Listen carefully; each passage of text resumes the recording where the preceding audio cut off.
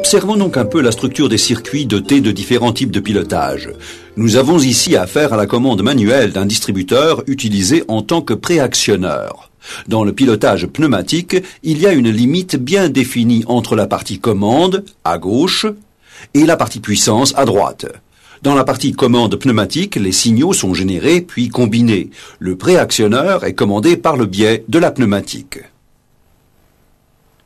Dans le cas d'une commande électropneumatique, la partie commande renferme des générateurs de signaux électriques. Dans notre cas, le traitement du signal n'est pas réalisé par un appareil spécial, mais par une combinaison d'éléments de traitement des signaux spécialement adaptés à la fonction. Le pilotage du distributeur, ou plus exactement de l'électrodistributeur, est désormais électrique. Avec une partie commande électrique de ce type, il est bien sûr également possible de piloter une partie puissance hydraulique.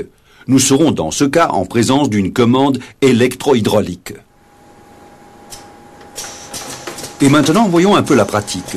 Les éléments de la partie commande sont bien sûr répartis sur toute l'installation. Les éléments de commande, ici la touche de mise en circuit,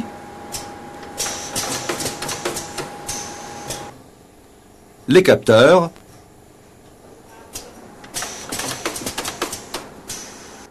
et les bobines sur les vérins pneumatiques fournissent à la commande de la machine des signaux électriques. C'est de là que sont pilotés les électrodistributeurs. Nous disposons donc ici d'une interface entre la partie commande électrique et la partie puissance pneumatique.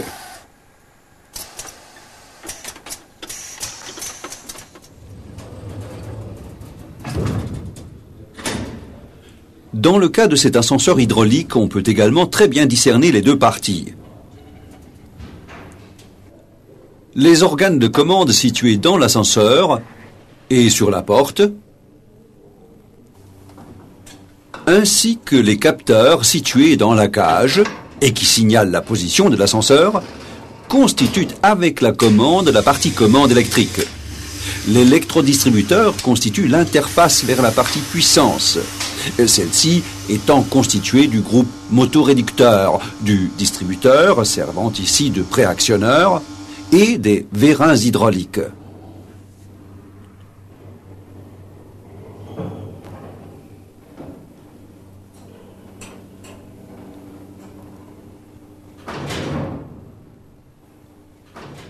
Ces exemples montrent également pourquoi on fait appel ici à des installations hybrides.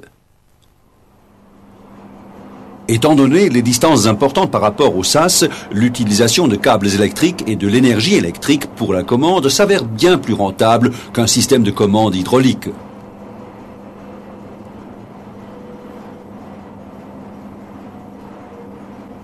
Sur des machines aussi complexes que ces automates d'assemblage, le choix d'une partie commande électrique ne se justifie pas seulement par le nombre impressionnant de câbles et appareils électriques. Seule une commande électronique sera en fait capable de traiter une telle quantité de signaux. Nous sommes en présence ici d'un exemple complexe d'installation électropneumatique. Dans le cas d'un ascenseur, la partie puissance doit faire face à des forces importantes, ce qui n'est pas bien sûr le cas pour la partie commande. Là aussi, la bonne solution sera donc d'opter pour un système hybride, l'électro-hydraulique.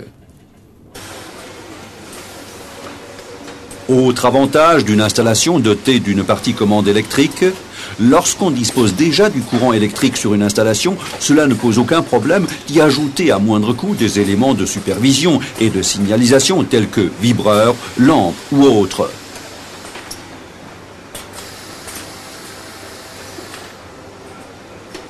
Et bien sûr, on pourra toujours ajouter des actionneurs, par exemple un moteur électrique, à la partie puissance. Sur les installations électro-hydrauliques, on trouve de l'électricité également dans la partie hydraulique de l'alimentation en énergie. En effet, la pompe hydraulique de ce groupe est actionnée par un dispositif électrique.